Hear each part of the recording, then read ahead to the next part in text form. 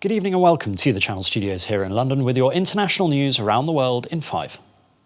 Traces of the nerve agent allegedly used to poison Russian politician Alexei Navalny were found on a bottle in the hotel room where he stayed before falling ill, that's according to his team. Mr. Navalny collapsed on a flight in Siberia in August. Several European laboratories have confirmed he was poisoned with a Novichok nerve agent. It was previously thought that he may have been targeted at the airport, but now his team wrote on Instagram that it was done before he left his room to reach the airport.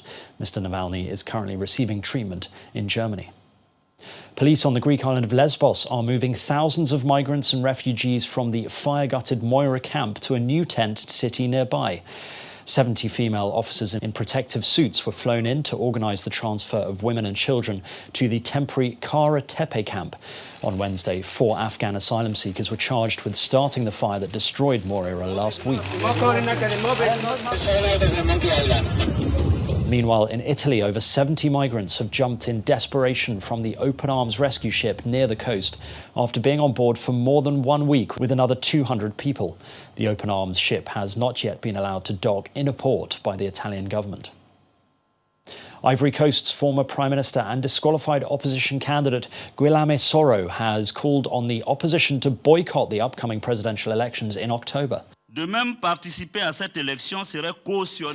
Soro, who is in exile in France and was convicted this year in absentia for embezzlement, said the poll represented a civilian coup d'etat because the constitution states that leaders cannot rule for more than 2 terms.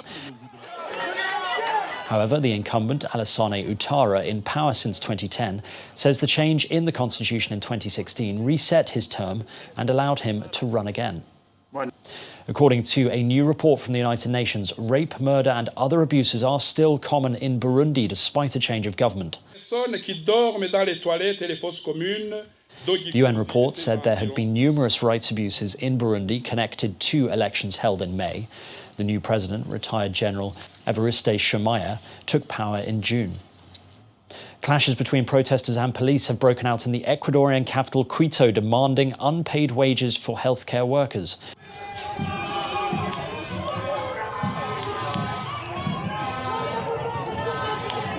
Water cannon and police in riot gear cleared protesters from streets and squares as the protests heated up. The protests followed a decision by hundreds of postgraduate medical students working in public hospitals to walk off the job to demonstrate against a delay in wage payments. Ecuador is facing liquidity problems due to the low price of crude oil and the effects of the pandemic, but the government has said it hopes to get back on track with payments after the disbursement of an International Monetary Fund credit in the coming weeks. In Brazil, fires continue to rage in the world's largest wetland, Pantanal, where almost 25,000 square kilometres have gone up in smoke.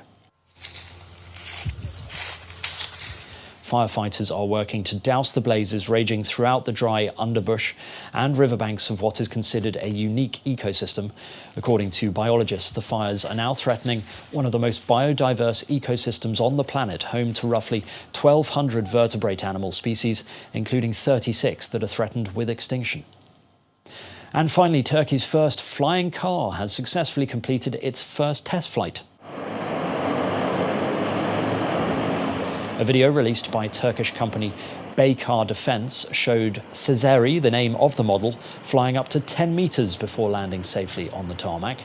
Named after a 12th century Muslim polymath known for the invention of the flushing toilet, Cezeri is expected to reach 2,000 meters high with a speed of 100 kilometers per hour.